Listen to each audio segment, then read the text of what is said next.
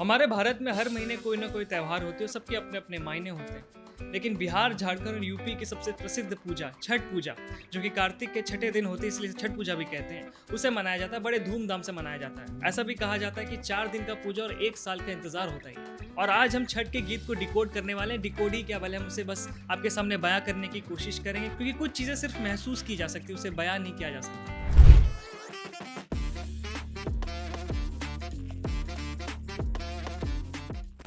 Hello, this is सागर राज सिंह और your watching बजुक। और आज हम रिकॉर्ड करने वाले हैं, या फिर ऐसा कह सकते हैं कि आज हम बात करने वाले हैं छठ के गीत के बारे में, क्योंकि ये गाना क्यों हमें इतना पसंद आता है और क्यों लोग इसे इतना कनेक्ट करते हैं। चलिए सबसे पहले जानते हैं कि छठ पूजा है क्या और कब मनाया जाता है। तो ये कार्तिक के महीने में छठे दिन में मनाया जाता है, इसलिए इसे छठ पूजा कहते हैं। और यहाँ पर सूर्य देव की पूजा की जाती है, उसके साथ साथ छठी मैया की भी पूजा की जाती है।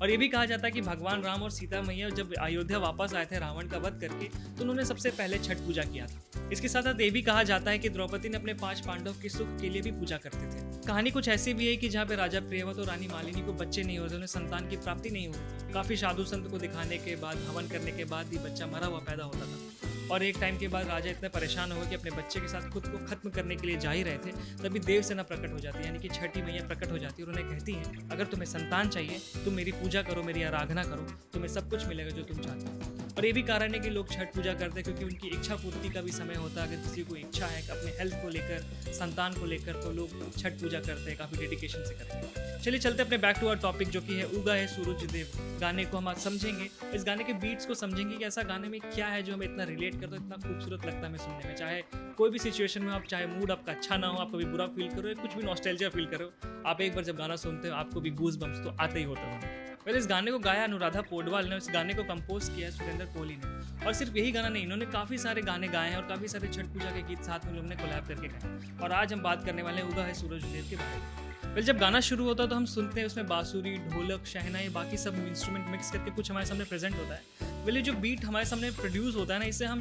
बयान नहीं कर सकते, बस महसूस कर सकते हैं। और अब कोई भी धर्म के हो, कोई भी जात के हो, किसी सिचुएशन में हो, हमें ये गाना हिट तो ज़रूर करता है, क्योंकि ये कुछ है, क्योंकि मैजिक तभी होता है जब आप उसमें पूरा सोल डालते हो। और इसमें कहीं ना कहीं हमारे धर्म का या फिर इतनी पॉजिटिविटी होती है इस चीज़ों को लेकर कि इतने अच्छे वे से हमारे सामने ये प्रोड्यूस होता है कि हम जब भी इसे सुनते हैं ना, हमें यार कुछ तो फील होता है। और इस गाने में जब स्टार्टिंग में इंस्ट्रूमेंट्स बजती है, उसके बाद इस गाने को ना 4 वर्ड्स में डिस्ट्रीब्यूट किया गया, और सारे वर्ड्स के कुछ कुछ मायने हैं, जो कि मैंने आपको पहले स्टोरी सुने थे, उससे कहीं ना कहीं रिलेट करते हैं। और आज हम उसके बारे में डिस्कस करने वाले हैं। उगा है सूरज देव भेल बिन सरवा, अरग केरे बेरवा, पूजन केरे बेरवा हो। बड़ की पुकारे देव दूनो कर जोरवा, अरग करे बेरवा, पूजन करे बेरवा हो। वेल देखा जाए तो सिचुएशन कुछ ऐसा है कि ऐसा दिखाया जा रहा है कि एक घाट है जहाँ पर सारे लोग पानी के अंदर हैं और सूर्य उदय का वेट कर रहे हैं, सब हाथ जोड़कर वेट कर रहे हैं। और यहाँ पर सिचुएशन कुछ ऐसा है जहाँ पर सारे कैरेक्टर्स उस घाट में है, पानी में, और वो चाह रहे हैं कि सूर्य देव उगे और हम आपको अर्घ चढ़ाना चाहते हैं। उस पर पूरी कहानी, इसी के पे गाने पूरा बनाया गया, जहाँ पर पहले ये कहा जा रहा है हमारे घर के जो बड़े हैं वो घाट पर हैं, बहुत ठंड में कुठुर रहे हैं और वो चाहते हैं कि जल्दी से सूर्य देव आ जाए, उनको हम अर्घ चढ़ा दें। उसको ये कहते हैं कि हे सूरज देव, अब प्लीज़ जल्दी हमारे सामने आ जाए ताकि हम आपको अर्घ दे सकें, आपको पूजा कर सके। और जहाँ पे हम दूसरे वर्ड्स में ये सुनते हैं कि बाजिन पुकारे देव दूनो करे जोरवा, अरग करे बेरवा, पूजन करे बेरवा हो। अनहरा पुकारे देव दूनो करे जोरवा, अरग करे बेरवा, पूजन करे बेरवा हो। यहाँ पर बांझन का मतलब ये हुआ कि जिन्हें संतान नहीं है, जिन्हें बच्चा चाहिए, वो भी कहीं ना कहीं खड़ी है घाट पर और वो वेट करे कि भगवान सूर्य देव आप प्लीज़ आए, हम आपको पूजा करना चाहते हैं ताकि आप मेरी इच्छा पूरी करें। वहाँ पर कहीं ना कहीं ये भी कहा जा रहा है कि अनहरा पुकारे, यानी एक अंधा है, वो भी उसे दिख नहीं रहा है, बट फिर भी वो सूर्य देव का इंतजार कर रहा है कि शायद सूर्य देव आएंगे तो मैं उनकी पूजा कर सकूँ, मुझे ब्लेसिंग्स मिले। देखिए वो अंधा है, फिर भी वो ब्लेसिंग्स लेना चाहता है सूर्य देव की। ये खूबसूरती है इस पूजा के, इस हमारे कल्चर के इतने खूबसूरत वे में, इतने खूबसूरत वे में हमारे सामने इंट्रोड्यूस किया जाता है कि एक अंधा, एक बांझ, वो चाहते हैं कि हमारी इच्छा पूर्ति हो जाए और आकर खड़े हैं घाट पर ताकि सन्स की ब्लेसिंग मिल सके और हम अच्छा कर सके लाइफ। जहाँ पर तीसरा वर्स ये कहता है कि निर्धन पुकारे देव दूनो करे जोरवा, अरग करे बेरवा, पूजन करे बेरवा हो। कोढ़िया पुकारे देव दूनो करे जोरवा, अरग करे बेरवा, पूजन करे बेरवा हो। यहाँ पर निर्धन का मतलब हुआ कि जो गरीब है, जिनके पास पैसे नहीं, वो भी आ रहे हैं और भगवान से पूजा कर रहे हैं कि शायद हमारी जो भी इच्छा है, जो भी हमारी कमी है, उसको पूरा करें। और दूसरे वर्ष में भी कहा जाता है कि कोढ़िया भी वहाँ पर है। कोढ़िया मतलब जो कि इंसान, लेजी इंसान होते हैं, वो भी आए हैं सूर्य देव की पूजा करने के लिए इतना कठिन पर्व में, जहाँ पर 36 घंटे लोगों को बिना अनाज, बिना पानी के खड़े रहना पड़ता है सूर्य देव की पूजा करने के लिए। वो सब वेट कर रहे हैं कि भगवान सूर्य देव हमें ब्लेसिंग्स दें, हमारे ऊपर किरण बरसा और हम आपको अर्घ दे सकें।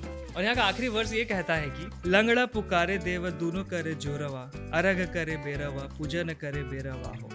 उगा है सूरज देव भेर बीर सरवा, अरग करे बेरवा, पूजन करे बेरवा।